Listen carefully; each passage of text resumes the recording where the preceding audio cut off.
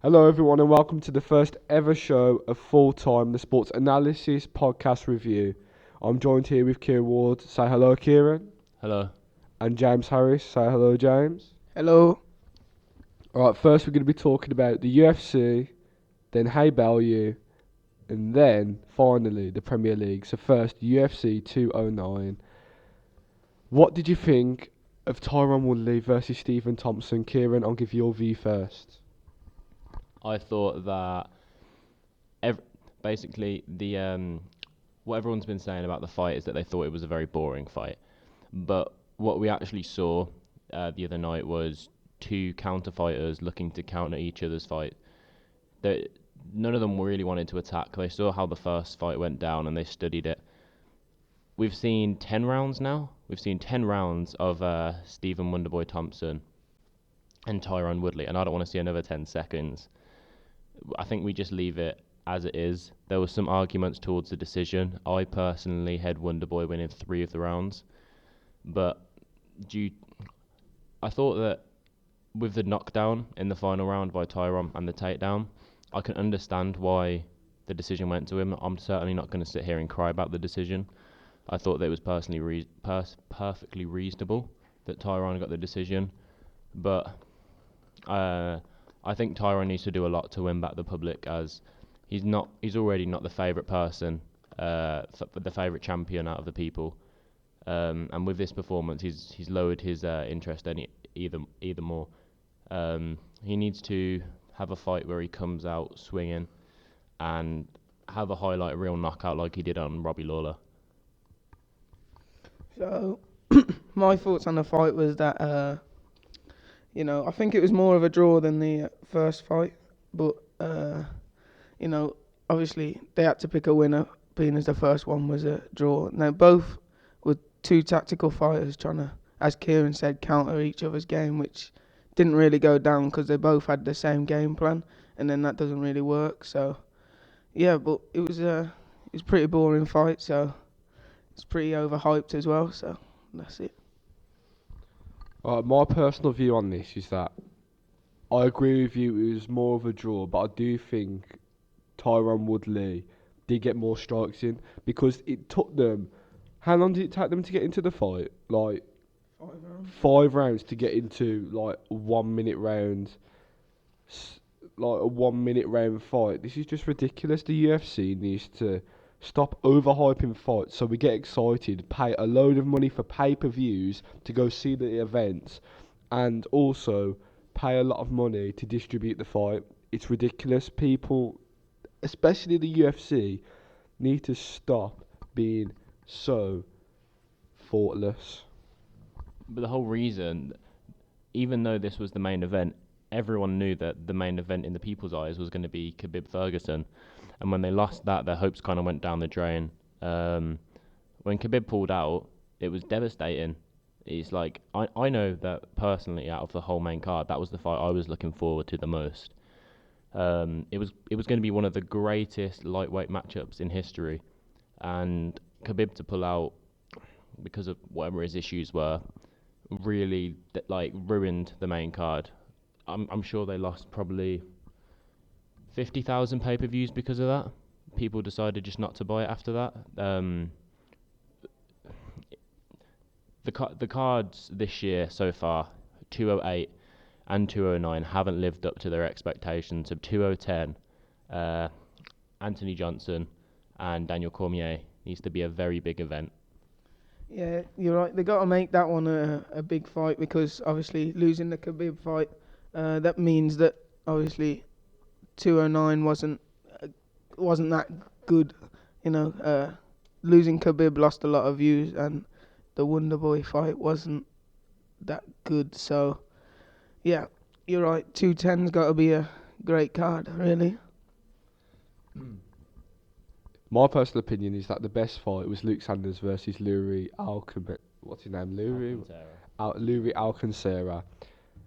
99 strikes for Luke Sanders to Alcancera 15 strikes, and he submits him in the last round. So it only takes one move to win a fight, really. So, you know what I mean? It's pathetic. the undercard was the best fight. You know what I mean? Like, what is going on? Like, it's the same with boxing as well. What I liked in that fight though was Luke Sanders. There was no fight against the submission. Once he saw that he was in a harsh leg lock, he thought, I'm just going to save the leg. There's no point. I'm not fighting this, and just tapped. I want to see more fighters do that rather than breaking their arms. Let's keep the leg, and let's not try and fight it if you're being caught like that. I agree with that. For boxing and UFC, it's about entertaining. They're not there to hurt each other. They're here to entertain us. So, people need to just, think about their families and stuff. So yeah. Also, another thing I want to talk about, what Kieran mentioned, the Khabib Ferguson. I reckon that should have been the best fight out of all of the cards, really. Khabib Ferguson, the winner would have probably faced Conor McGregor. Now, like, Khabib to cut, how much did he cut? Like 15 pounds in a week. That is ridiculous. Like, you could die from that. You actually can, because your body isn't used to it and it shuts down automatically. Also, Tony Ferguson probably would have won that fight. I'm not gonna lie to you. I thought Khabib, and then after looking at Tony Ferguson's attributes, I thought, yeah, Khabib's only a ground and pound fighter. That's just my opinion. But yeah, what's your view on this, Kieran? Well, my view on it is Khabib's done this 24 other times. He's made weight 24 other times, and this was the biggest fight of his career, and he was so irresponsible to come into fight week 15 pounds over or whatever it was. If he was professional about it, he would have came in at a closer weight so we didn't have to cut so much on fight week. And also, from what we've heard from Dana White, was the fight could have been saved if Khabib's team had told Dana White straight, and they could have saved the fight. But Khabib's team went rogue and went to a random hospital in Las Vegas. So I know you shouldn't kick someone while they're down like Khabib. Like, yeah, he's going through a lot right now. He's just lost the biggest fight of his career. But the way he went about it isn't something to be proud of. He should have performed it a lot better. Yeah, I think that's true. If they'd have just told the truth, maybe we could have seen the fight, and it was going to be one of the best fights, I think, of the year, although it's the start of the year. And whenever, the winner would have probably faced McGregor, and whenever McGregor's involved, it's one of the biggest things in sport. So, yeah. Another thing I want to mention, one more thing about the UFC, is that who's waiting for John Jones to come back? I mean, how many pay-per-views is that going to get for the UFC? A storyline, coming back from drugs, he's lost his title. Anthony Johnson or Daniel Cormier fighting it out. Whoever wins faces him. He already smashed Daniel Cormier. So, if he smashes Anthony Johnson, he's probably one of the best fighters in the world, because Anthony Johnson's got a good right hand. So, Kieran, I want to see your view on this.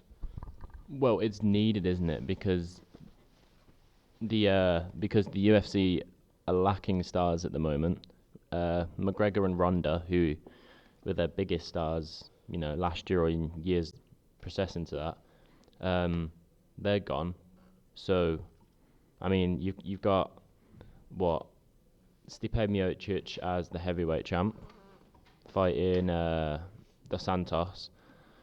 I don't know how many people are interested in that. Then you've got the lightweight, the light heavyweight title fight coming up with Daniel Cormier. I know for a fact that that fight is creating a bit more interest because everyone knows that the winner is going to be facing John Jones. John Jones is a star that the UFC has desperately missed. But I suppose the shining light that was shined upon the UFC this week was the return of GSP.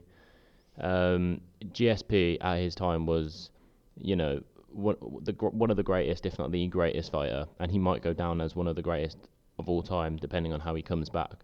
He could very easily knock out Michael Bisping, and then go and fight Tyron Woodley and beat him and retire again, and he's just won 2 belts. He could be in there for another 2 fights, and be one of the greatest fighters ever. However, I don't think the Bisping fight was correct for him to take. I would have much preferred him to see the Anderson Silva fight that we all wanted to see when GSP was around the first time. It's a tune-up fight. It's going to get him ready to fight Bisping or whoever he decides to fight. I also think that Yoel Romero definitely deserved the shot. It was quite harsh of the UFC to cancel out him. But I don't know.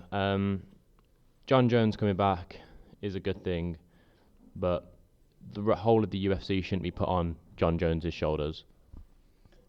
Yeah, I think since John left, the UFC's pretty much been on McGregor's shoulders. He's been like bringing in all the income.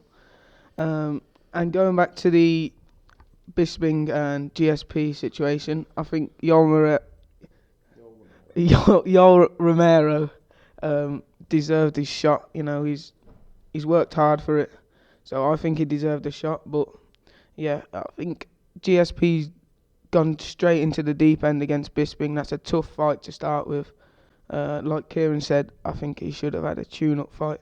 But John Jones coming back, I think it's going to bring a lot of income. And if they can get John and McGregor on the same card, that would be insane. So we'd like to see that in the future. The GSP situation is basically like everybody loves a bit of GSP, you know what I mean? Because GSP is a really good fighter, and he brings hope as well as John Jones, and he brings a lot of money into the UFC. I agree, he should have had a tune-up fight. Bisping in the title shot wasn't a good idea. The people that should have a title shot is either the number 1 or the number 2 contender. It's outrageous that the UFC are putting like number 7 contenders in for a title fight when they're not actually ready. Also, the thing is with John Jones, he needs to stay off the drugs and needs to get himself together, lose a bit of weight, because when I saw him on Instagram, he was absolutely massive. Like, he was a super heavyweight when I saw him. But yeah, that concludes our UFC part. Now we're going to turn into boxing. Haye versus Bellew. Wow, what a match. In my eyes, Bellew should have knocked him out in the 5th round. In my opinion, David Haye, I don't think he was fit, but my colleagues know also why he was supposedly injured. But he already admitted that Bellew won fair and square. Like, people or David Haye like lovers are gonna say like Haye's gonna like, oh, he was injured. No, there's no excuse. If you're gonna fight, you gotta be fit. You gotta be injury free. You gotta be prepared. So, what's your view on Haye Bellew? I don't think he came into the fight injured. I think he injured it in the 5th or 4th round, right? I saw a video and he stepped and he just looked like he looked down at his ankle in like confusion. No, I said he wasn't fit. But still, an injury isn't something that a fighter can take control of if it happens inside the ring. Just like Bellew has come out and said that he broke his hand during the fight. Fair enough, but when you saw David Haye staggering around the ring, you know, well, at that point, what hope does he have really, unless he can catch a wild overhand and, you know, hopefully knock Bellew out? Fair play to Haye, because he tried to do that and he kept on going. And if his team hadn't thrown the towel in, I think he probably would have gone to decision. Obviously, he would have lost. But to show that heart and character after what happened is incredible. And, you know, it shows that he is a true athlete. He will go to the end. Yeah, I think Haye was just, after he got injured, I think he was just trying to hold on, you know. And he showed a lot of heart, but you got to say fair play to Bellew for, you know, as he said, he's willing to do anything to win, and he did that. I think, you know, it's great that he won, but I think that he should have probably finished him off. But obviously he said he's got a problem with his hand. So yeah, but I think in the 6th or 7th round he should have finished him off. He had him down a couple of times in, what round was that? Sixth round. You know, Haye was all over the place. Haye was just trying to hold on, and fair play to him. He gave everything, but it wasn't enough at the end. So fair play to Bellew. Another thing to do with the Haye Bellew fight, the undercard for the Haye Bellew fight wasn't even that bad, you know. Ahara Davis, a piping young talent, 14-0.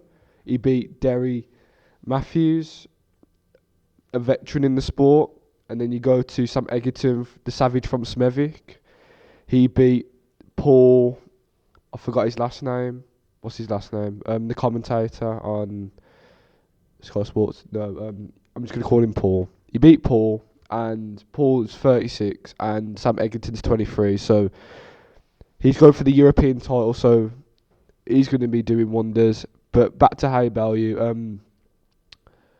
Haye showed a lot of character, heart, passion, but I don't think that he was ready for this fight in terms of he had two bums fighting. He fought two bums before this fight. As well as that, Bellew was like waiting for the big shot. Haye was just getting the jab in the body, wearing him down. But when Bellew caught him with that combo, I don't think he was going to come back from that. The first combo in the 5th round. So, in my opinion, Bellew won fair and square. But if Haye would have showed a little bit more character, I reckon it would have gone a different way. And I reckon he wouldn't have got injured. And after he got injured, he was swinging wildly, which is a problem because if you swing wildly, you're off balance. And when you're off balance, you can get caught off guard and get knocked out straight away. So, yeah, things can happen at any time in boxing. And I think it will go down in history as top 15 fight of the year right now. So, yeah. Well, straight away, as soon as the fight started, we saw Haye leading off with the left, trying to jab towards the body. I don't know what he was trying to get out of that. I don't know if he was trying to weaken down Bellew's stamina so that in the later rounds he could catch up with him. Because I think we all knew that Bellew had the more stamina out of the two fighters. When he was leading with the left, I thought eventually he was gonna fake and throw a right and hope and try and catch him, but Bellew was doing such a good job of counter fighting, and the few counter strikes that I saw Bellew land on Haye looked chinny. He looked staggered in a few of those shots that Bellew threw. And in the early rounds, I think most people just predicted that Haye was going to knock Bellew out, but it could have been different. We could have seen Bellew knock Haye out very, very early in the fight. Well, at the start of the fight, I said up to 5 or 6 rounds. If Haye hasn't finished him, I think he might lose the fight, and that's the way it went. But we all expected Haye to go in there and go and smash him, but Bellew did well counter fighting. I'm not sure really what David Haye's game plan was really. It didn't really look like he had a game plan.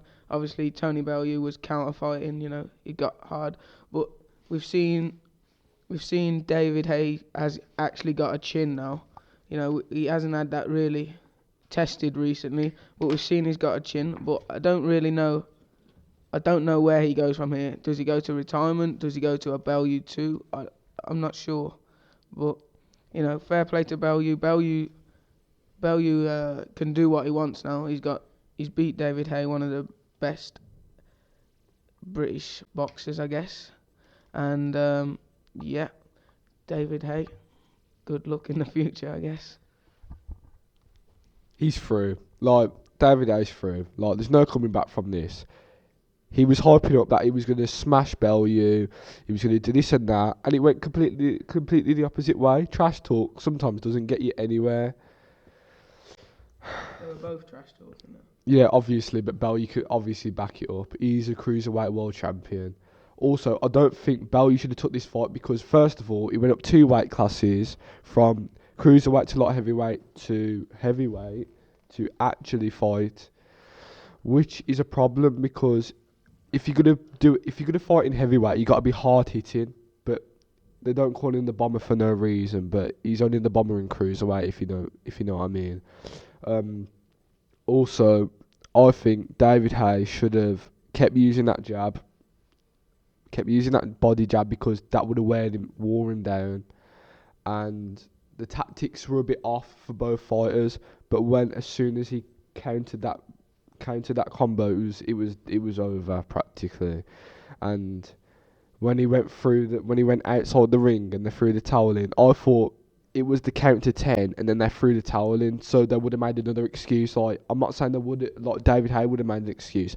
I mean, his lovers and his fans and his supporters would have made an excuse, but it doesn't excuse the fact that David Haye's got heart and he's about, I'd say he's top 15 British fighters of all time, maybe due to his resume. But at the end of the day, people aren't going to put him in the top 10 because of what happened to him in Klitschko and how he was complaining about his broken toe during the fight. And as a fighter, if something happens, you got to carry on. Otherwise, sorry about my phone. Otherwise, you gotta not fight. You gotta call it quits. But nobody wants to have a loss in their undefeated record. You know what I mean? Well, I think one of the best parts about the match was finding like there is revitalized talent in the boxing heavyweight divisions are for me the most interesting out of all of them. And boxing is a sport that is losing interest rapidly. So to see an event like this generate so much popularity, whether it just be in Britain or worldwide, is good because the sport could do with a bit of ramping up. Um, what's next for Bellew? I don't know if he fights the winner of the Anthony Joshua Klitschko fight. I would hope so. And then maybe the loser fights the loser because Tony Bellew and David Haye are both still big draw names. And same goes for Anthony Joshua or Klitschko. They're still big. They're still big name draws.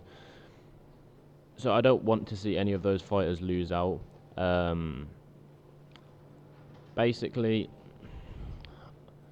I think Eddie Hearn needs to. I saw him criticize David Haye, saying he broke the rules of boxing. I don't see that. He was doing what he needed to do before the fight, and that was create interest. You know, Eddie Hearn's getting paid by David Haye creating interest. So I think it's quite harsh for Eddie Hearn to criticise David Haye for doing what a boxer should do. I think the one thing we haven't touched on is that they obviously they showed respect after, which is what it's all about. And you know, obviously all the trash talk before, that's all to make interest. That all made us want to watch the fight. I don't think you can have a go at any of the fighters because, you know, it made us want to watch the fight. Both of them trash talk. That's why we watch it, for entertainment. So, but it's good to see them show respect after. And I don't know whether Haye could fight the winner or the loser of the Joshua Klitschko fight. I'm not sure, but I don't see Bellew as a heavyweight personally. I don't think he could go on and fight Klitschko or AJ. I don't think he's quite got that yet. But we'll see. He proved us wrong on Saturday, so he could prove us wrong again. But AJ versus Klitschko is obviously the next big thing in the heavyweights. So we'll see what happens after that. Well, personally, I picked him to win, so I'm happy that he won. Anyway, just one more topic about boxing. What do you think? Do you think Triple G, Gennady Golovkin, will ever keep his winning streak till like, will he be unbeaten for the rest of his career? Will anybody match him? Will he ever fight Floyd Mayweather if he doesn't fight McGregor? Which will happen, by the way, because I think McGregor will surprise us. But he's only doing it for the money. 25 million's actually a good payday for McGregor because he's only earned about no more than 10 million in the UFC, which is good on his part. But Mayweather's taking the mick a bit, like 100 million to 25 million. But he does make a fair point by saying, how can you earn 100 million if you've never earned 10 million? But anyway, Gennady Golovkin, what are your views on his unbeaten streak, and who do you think's got the best chance of beating Gennady Golovkin? No one. I don't think there's anyone that can really compete with him that we've seen so far. They definitely, like, as for the Floyd Mayweather, no. Floyd Mayweather is not going to risk his record on Gennady Golovkin at all. The only fight Mayweather's going to be taking is McGregor, and I think it's pretty clear that he will be taking that fight. There's no one for Triple G to come up against. Obviously Triple G is a machine, but we've seen Canelo, who's another good fighter, only lost to Floyd Mayweather. But, Canelo seems to be running from Golovkin. I'd like to see that fight because, I don't think Canelo will beat Golovkin, but it would be a good test for Golovkin, probably his best test yet. And Eubank Jr.'s got to fight, I don't think Eubank's ready for Golovkin yet. I think he'd get destroyed in a minute. But we'll have to see where Eubank goes, because if he can get his experience up, he's got a chance. But, Golovkin's different. I'd have liked to see Golovkin versus Floyd when Floyd was in his prime. But I don't think that fight will happen now. So Gennady's good I think he'll keep his record. He'll just keep going. The thing is with Canelo, I think he's shook, to be honest, in the sense that he's scared to lose another fight, because Canelo was unbeaten until he faced Floyd Mayweather, basically, and Triple G said on ESPN First Take, 10 a.m. to 12 p.m. Eastern Standard Time, he said, I quote, Canelo is too scared to fight me. And to me, that is good, because he's got self-confidence. I don't think anyone's going to beat Gennady Golovkin. I think he's the only middleweight boxer that's ever knocked out a light heavyweight in training. So, yeah, I think it's really good that Gennady Golovkin's got this record, because he could go down as one of the greatest in history. But, yeah, that's it. Now we're going to move on to football now. Kieran, he's got to go. So, can you say bye, Kieran? Bye. Yep. We'll see you later. Now we're going to talk about football. Okay. The Premier League, where everything happens for a reason. Alright. Tell me why Zlatan Ibrahimovic has the nerve, the audacity, the alternated gore to elbow Tyrone Mings in the face after Tyrone Mings stepped on his face by accident, which is debatable, but in my opinion, he did not do it intentionally, which caused havoc. And Sermon got sent off for defending his teammate, who he pushed on the floor. And Kevin Friends, who's supposed to be a top referee, got it wrong again. Referees continue to get things wrong. Mark Clattenburg, against the Albion, started giving Bournemouth the wrong, disgusting and non-calling decisions, which was, on my part, disgusting. What's your view on Zlatan Ibrahimovic, and do you think he should have got sent off? I think he should have got sent off. I think it's an absolute disgrace, and I think that he should be banned for at least 2 to 3 games for that, because he jumping elbow, literally, he could have knocked him out. He could have ended his career. I'm not even joking. Tyrone Mings could have got concussion. He could have been out for 2 weeks. He could have ended his career. He could have killed him. It was in his temple. So, enough of me speaking. James, what's your view on the Zlatan Ibrahimovic situation, and how do you think the FA and the committee should deal with this situation? So I think that the Tyrone Mings, when he stepped on his head, I don't think personally, like James, I don't think it was intended. But you can't accuse him of it being intended, because there's no proof. Like, he looks at Zlatan and then he looks at the ball, and he's got to jump over Zlatan to try and win the ball. Obviously he steps on his head. That's gotta hurt. Zlatan was totally in the wrong to elbow him. I don't think he should have done that. But he's got an excuse because he was jumping in the air, I guess, and you use your elbows. But I think he could be in both. I think both players will be in trouble from the FA. Although I don't think Tyrone Mings did it on purpose, I think that they will both get the same amount of ban, personally, because that's what the FA's like. And it's hard for referees. It's a tough job when you're trying to make a decision and then players are shouting at you. So I can understand them making mistakes, but it's happening more and more now, mistakes for referees, so we've got to try and sort something out, maybe video replays and stuff. You know, the fourth official and the linesman, they've got to try and help the referee out a bit.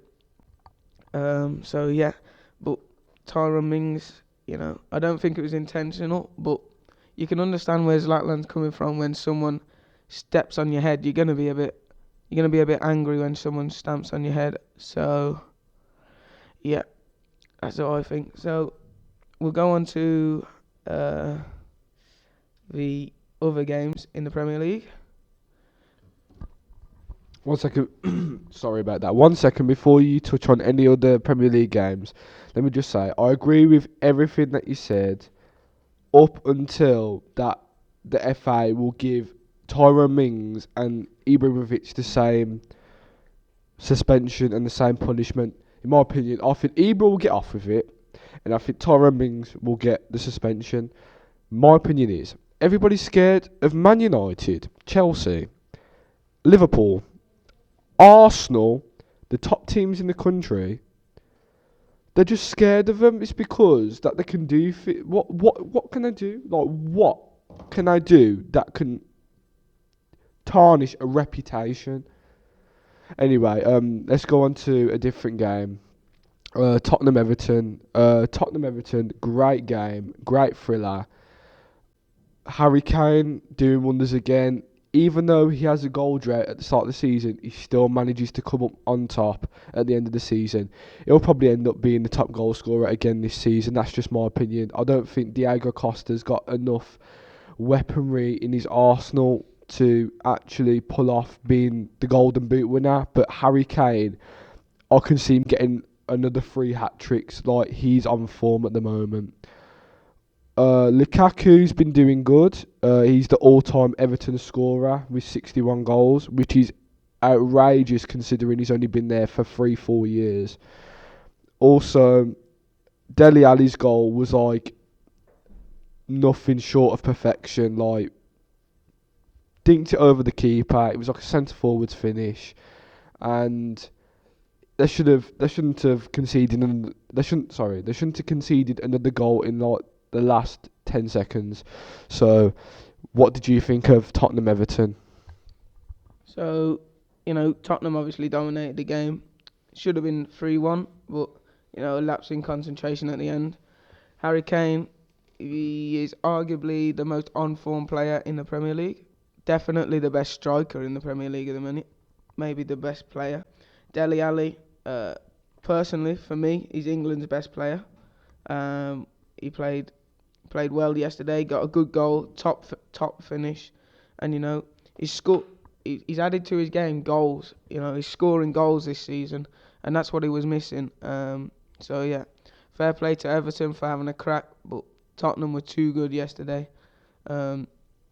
Lukaku is a great player. I think he might be on his way out. There's talk of a new contract, but we know that nowadays contracts don't mean a lot.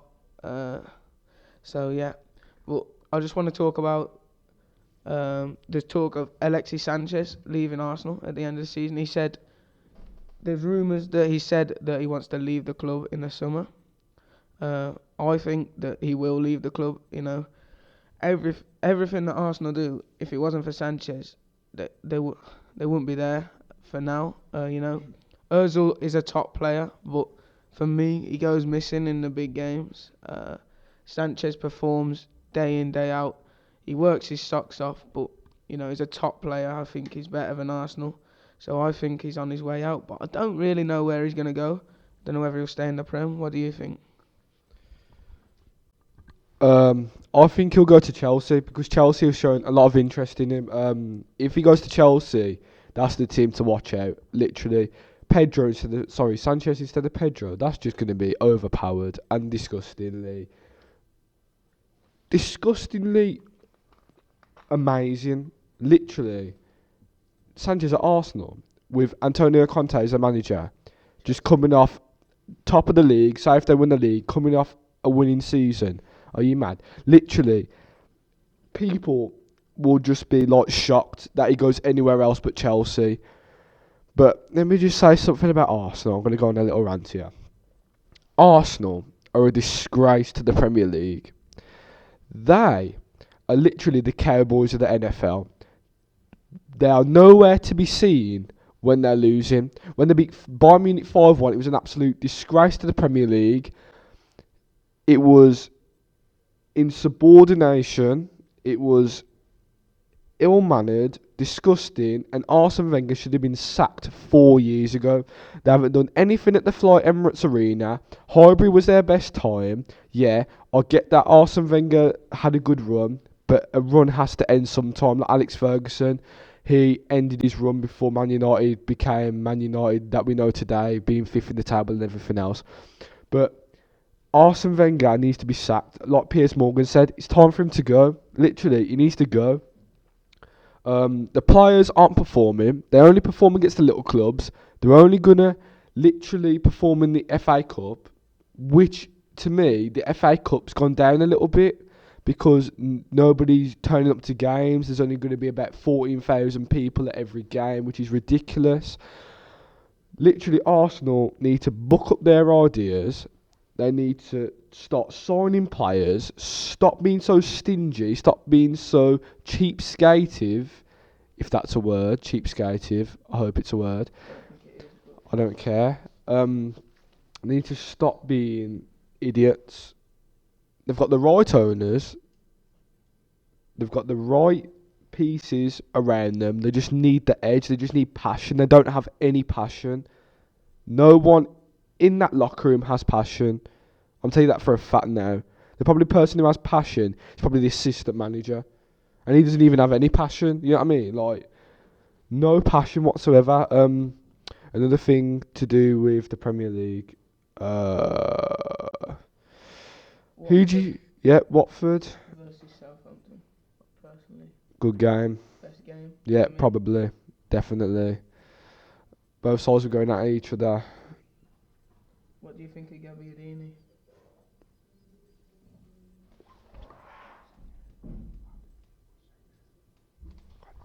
Right, sorry about that. Southampton versus Watford, 4-3 to Southampton.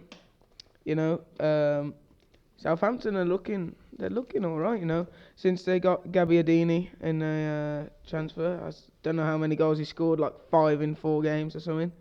He's playing really well, but that, for me, that was the best game. The Man United game, another poor performance from Man United against Bournemouth. You can say they had as many shots as they wanted, but at the end of the day, it was 1-1. So, was it a penalty? Who knows? I don't know.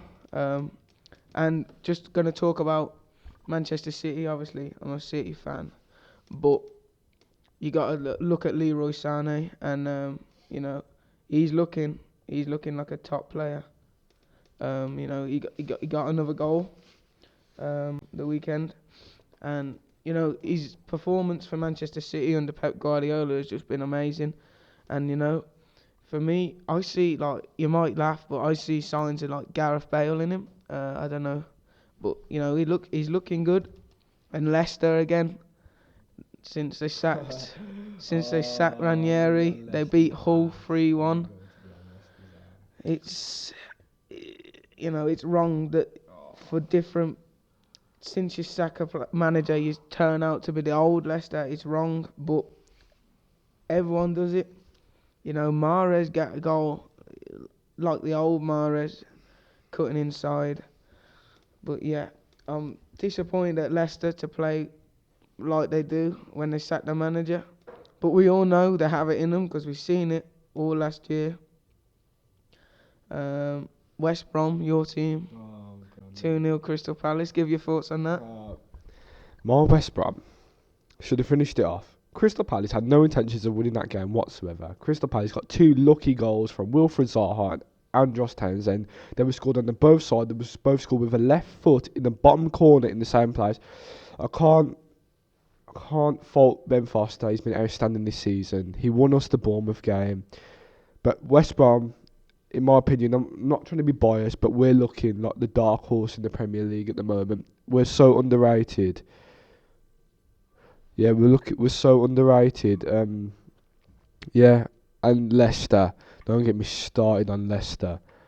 How are you going to sack the manager that won you an impossible title that could have never been won anywhere else? Like, if he would have went to Southampton, they never would have won it. Leicester had the heart, the soul, the passion, and the engine that was N'Golo Kante. As soon as Kante goes, gone straight away. The league to Chelsea for 30. Yeah, they sold the league to Chelsea. N'Golo Kante is probably going to be the first Premier League player to win back-to-back league titles with two different clubs.